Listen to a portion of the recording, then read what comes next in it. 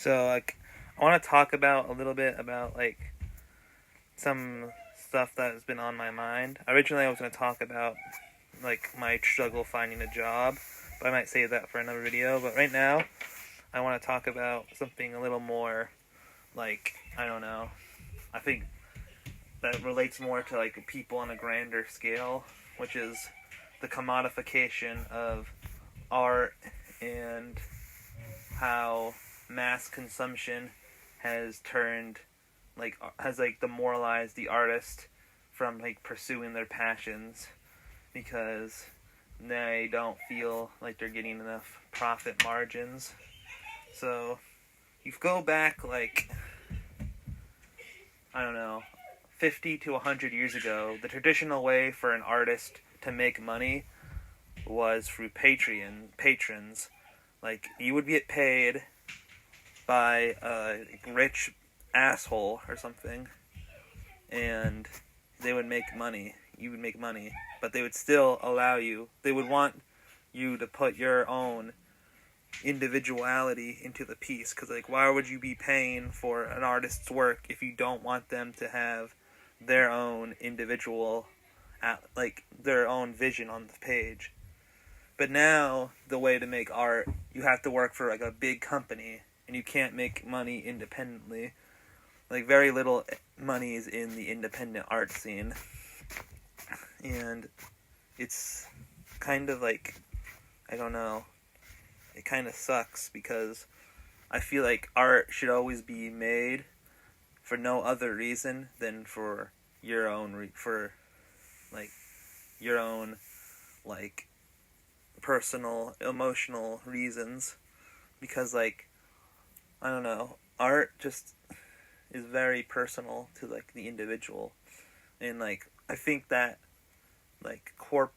corporations take that away in a way, because for a corporation they don't care about your individuality, they don't care about what you have to say, they care about what can be made from what money can be made by your art when it's popular. That's how you see characters that were once meant something beautiful, a beautiful thing, and they're corrupted into capitalistic symbols of decadence, I guess you could say. It's take Jesus Christ for example. The holidays of Christmas and Easter are supposed to represent two of the most significant events in human history: the birth, death, and resurrection of Jesus Christ. One of the most significant figures in history. He was literally, his philosophy, his religion, that he created, literally formed the whole of Western thought for years. The whole basis for the Enlightenment and all these modern society. Which I want to talk about. Another thing is that Christianity, in a way, created the modern society, created wokeness in a way. But that's a topic for another video. But really, you take this beautiful story about the redemption of humanity, and then you turn it into a product. You turn it into consumerism. You turn it into you take these religious figures like Saint Nicholas, who had a story about giving to the poor, and taking a holiday about generosity and turning it into something to celebrate consumerism. Oh, buy this. You want your kids to have a good Christmas, you have to buy this latest gizmo. And it's Easter is supposed to be the resurrection of humanity, the resurrection of Jesus Christ. And they took that and made it about fucking Easter Bunny and buying candy. And it's that's the same with art. Take a character, I'm gonna use an example that's important to me, which is Spider-Man. You take Spider-Man, a character who for a lot of people represents, determination. This represents never giving up in the face of you know, opposition, always moving forward and like taking responsibility. Like, you take the most well-known quote of Spider-Man: "With great power comes great responsibility," and you turn that, and you turn, instead of making it a mantra for your life, you turn it into a marketing buzzword, for the point where they're too scared to even say the line now, because they don't want it to sound too much similar to like a previous one, because they want everything to be a new, more marketable version of the story. Because let's face it, in today's society, people don't really take kindly to the idea that they have to take responsibility for their actions. They'd rather live a life of luxury. And you take Spider-Man, a powerful human, human character with these great, trials and tribulations, and you turn it into a fucking kid show, like a little kid show, and make it really the most obvious forced moral lessons that a toddler should know, inherently. Don't steal. Stealing is wrong. You take something beautiful and you simplify it to be mass marketed to a wider audience. And I want to talk a little bit, I feel like I want to make a video fuller diving into the themes of Spider-Man, particularly how Steve Ditko and Stan Lee's ideological differences kind of shaped the way Spider-Man as a character was created. But that's a video for another time. I have a script written down, but I still need to finish it. Anyway, I was watching this video about art, and how art is a dying, creativity is a dying art form, because it's most people don't care about originality anymore. Most people want a already established thing and rebooted to fit a modern audience.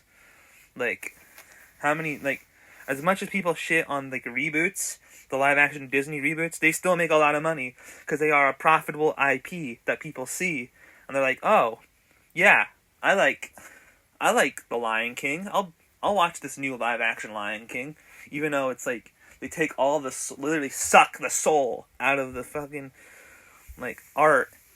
They still will go see it. And when they take a new Disney movie, a newer Disney movie,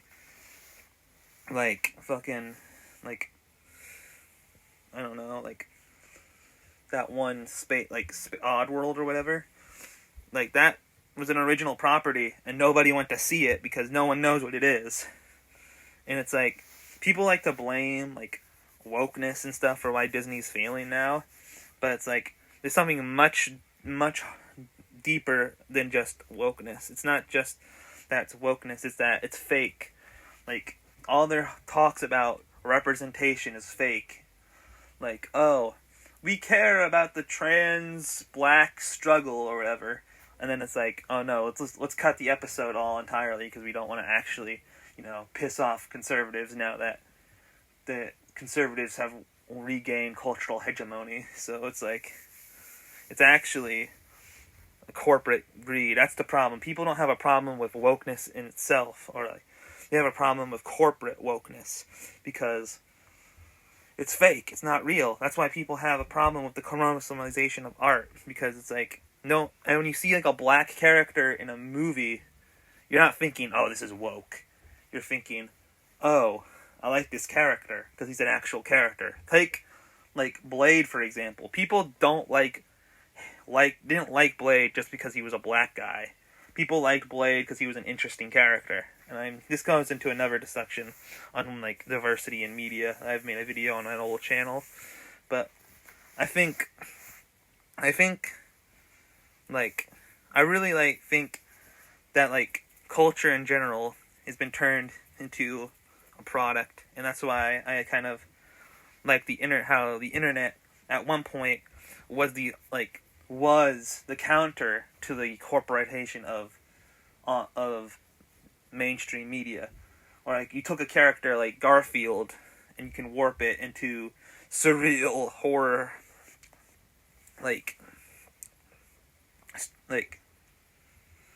eldritch abominations, and you could like make something unique with a character that was literally designed to be kind of like a corporate mascot. And that's what I like about people like Steve Ditko or Bill Watterson, who were outspoken about creators' rights and like how a creator should be able to have complete creative control over their work.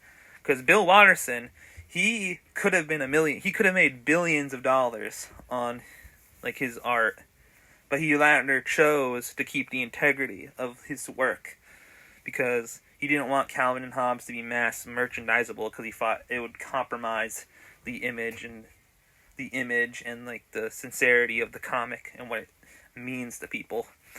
There's actually a really good like comic strip about Calvin and Hobbes where Calvin talks about consumer identity, where he talks about how like he wants a shirt with a brand logo on it because like the brand logo is like you're basically saying to yourself that you're willing to advertise identity is so wrapped up in what you buy that you decide to buy a shirt literally advertising the product on it. And like I'm wearing like a shirt right now. I'm wearing a shirt with the 7-Up kids, Fido Dido, advertising the fact that I like 7-Up. Well, I don't actually like 7-Up. I just like the character, And yeah, and when Hobbes like says that he like is surprised that he'd admit to it, Calvin says, "Oh yeah, consumption is the American way to showcase individuality." And I'm kind of rambling a little too much about this, but I think my final point on this matter is that if you look back, all the great artists of like the past few years struggled with corporate heads. They took a risk that paid off. Took George Lucas. See, nobody thought Star Wars was going to be a success because it was an unproven concept. It was a tribute to 1940s film serials with a little bit of Eastern philosophy. But the reason why Star Wars worked wasn't because it was massively marketed everywhere. It wasn't. It wasn't mass marketed at first. It was just an untested idea. Like, it later became commercialized later on for its success, but that's for a different story. What really makes Star Wars a successful thing was that it touches on human themes. The story is fundamentally about the redemption of the father and living up and like moving on from not letting your past define you. Like, it's this hero's journey, as everyone says, but it's really about not letting your family's history define who you become as a person. Yeah. And that can resonate with a lot of people because a lot of people have hard lives, have had like parents who had horrible, hard lives, and they've decided to break the cycle, break the curse of like whatever problem or addiction they carried with them. Like, my dad used to always say that he carries a ghost like with him his whole life, like carries like a weight, and that's what Star Wars is about, is like breaking those chains. And nowadays you take Star Wars and now it's about how you, the viewer, need to consume this product, and if you don't consume this problem, you're a bad person. And like it feels soulless. No one wants this like soulless like product. They want actual emotion in their stories, even if they don't think they do. Like even if you ask a normie why they like Star Wars and they just say that they think it's cool or they saw it as a kid, there's probably a deeper reason why they like it that they cannot articulate, They have a harder time articulating. And you see, almost every great artist, either if they were well known in their life or they weren't well known, like Edgar Allan Poe or Vincent van Gogh or H.P. Lovecraft, they all have something in common. They talk about real emotions, how they actually felt. And you see, even though you see like the modern pop music. A lot of modern pop music is trash, and like even though like most of the big popular stuff that's really well known nowadays is kind of has like sameness and is kind of safe, there's still room for experimentation. There's still room for artists who are experimental and go against the grain. But I'm worried that with the introduction of the AI, that there won't be room for these experimental artists, because AI, and this is the things AI bros don't understand, is that AI will never be used for intelligent critique of anything. AI is going to be used for slop. As much as I like Psycho Pebbles, I don't think an AI can write a story as good, like the best story ever. They might make a story that can appeal to a mass audience, but it won't ever have the human element, the actual, like, lived experience to actually, like, resonate on a deeper level. It will just be a fake imitation of reality. And that's kind of all I had to say. So I think I'm going to end the video now. So you can like and subscribe if you want, but really, it's up to you. I kind of rambled a little too long. It's been 16 minutes, but I had a lot on my mind on this topic. I'll make another video a little later, but see ya. We eat to live. These guys live to eat. Let me show you what I'm talking about. The human mouth is called a pie hole. The human being is called a couch potato. That is the device to summon food. That is one of the many voices of food. That is the portal for the passing of the food. That is one of the many food transportation vehicles. Humans bring the food, take the food, ship the food, they drive the food, they wear the food. That gets the food hot. That keeps the food cold. That, I'm not sure what that is. What do you know? Food! That is the altar where they worship. Food. That's what they eat when they've eaten too much food. That gets rid of the guilt so they can eat more food. Food! Food! Food! Food!